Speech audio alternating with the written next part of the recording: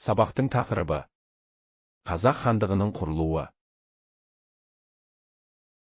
Зерттеу сұрағы: неліктен Қазақ хандығы орталық Азиядағы алғашқы ұлттық мемлекет деп саналады?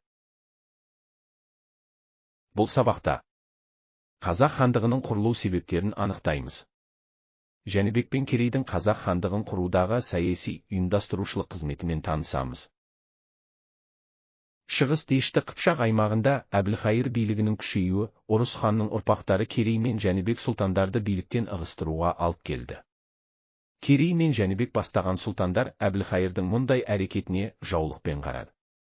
Керей бастаған сұлтандар үшін Жошы ханның 5-ші ұлы болып табылатын Шайбаннан тараған Әбілхайыр Шыңғыс хан негіздеген хан сайлау дәстүрін болмалаған әділетсіз тұлға болды. Керей мен Жәнібек бастаған сұлтандардың Әбілхайырды қолдауымен оның Сығанақ қаласының түбінде 1457 жылы қалмақтармен соғыста жеңіліп қалуына алып келді. Осындай Шығыс Дешті Қыпшақта қалыптасқан ауыр ахуалды Әбілхайырды қолдайтын Қара Қыпшақтардың батыры Қобыландының Арғын тайпасының атақты Ақжол биін жекпе-жекте өлтіруі шиеленістіріп жіберді. Ақжол биді жақтаушыларды басқарған Керей мен Жәнібек өзінің соңынан біраз тайпаларын ілестіріп, батыс Жетісу аймағына қоныс аударды. Олардың Жетісудағы Моғолстан хандығын билеуші Шағатайлық Есенбұға жақсы қарсы алды. Оның мұндай әрекетке баруына жергілікті Дулат тайпасының өзіне қарсы бауырларын қолдауы ықпал жасады. Моғолстан ханы Шу аймағындағы ежелгі Дулаттардың жерін Керей мен Жәнібек бастаған ру тайпаларға бөліп берді. Бұл маңызды. 1462 жылы Моғолстан ханы Есенбұғаның қайтыс болуынан кейін Моғолстанда қалыптасқан қиын жағдай және Әбілхайыр мемлекетінен қауіп-қатердің төнуі Керейді өзінің туыстас інісі Жәнібектің қолдауымен 1465-66 жылдары жаңа мемлекет Қазақ хандығының құрылғандығын жариялауға итермеледі. Жәнібек пен Керейдің мақсаты аталары басқарған Ақ Орда мемлекетін қалпына келтіру болған еді. Алайда олардың Жетісуға келген соң көршілер тарапынан алғаш өзбек қазақ, артынан қазақ атануы жаңадан құрылған мемлекеттің де атын өзгертіп жіберді. Енді ол Қазақ хандығы деп аталды. Жәнібек ұлыстық деңгейдегі хан дәрежесінде әйгілі болды. Бұл Керей мен Жәнібектің байырғы Ақ Ордалық Орда Ежен әулетінің билігін қалпына келтіруі еді. 1466 жылы сыртқы жауларға қарсы шайқастардың бірінде Керей қайтыс болды.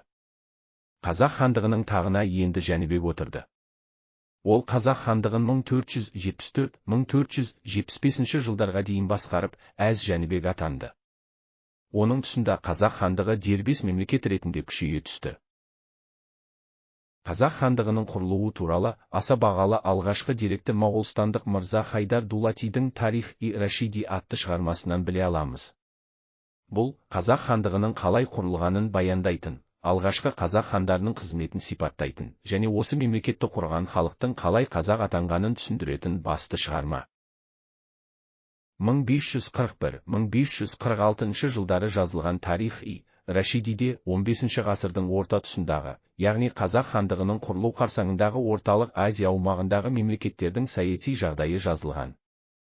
Шығыс Дешті Қыпшақта билік құрған Әбілхайыр хан мен одан бөлініп Моғолстан аумағына қоныс аударған Керей мен Жәнібек туралы баяндайды.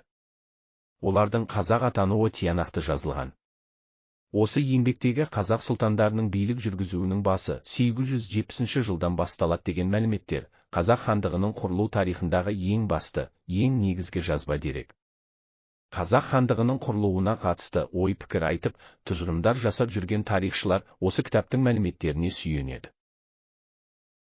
15 ғасырдың ортасына дейінгі тарихи оқиғаларды баяндайтын деректерде қазақтың алғашқы ханы Керей туралы мәліметтер мүлде кездеспейді.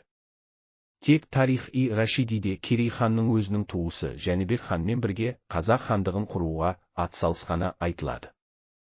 Бұл еңбек жазылмаған болса, кейінгі тарих үшін қазақ хандығының құрылу тарихы беймәлім болып қалған болар еді.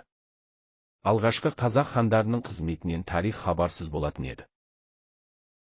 Қазақ хандығының Жетісудағы ру тайпаларды ғана емес, Шығыс Дешті Қыпшақтағы Әбілхайырдың қол астындағы бірқатар руларын өз қарамағына алуы көшпелі өзбек ұлысының әлсіреуіне ықпал етті. Бұған төзе алмаған Әбілхайыр қазақ хандығына жорық жасап, 1468 жылы осы сапарда қайтыс болды. Әбілхайыр өлген соң қазақтар деп аталған халық өзінің мемлекеттігін нығайтуға кірісті.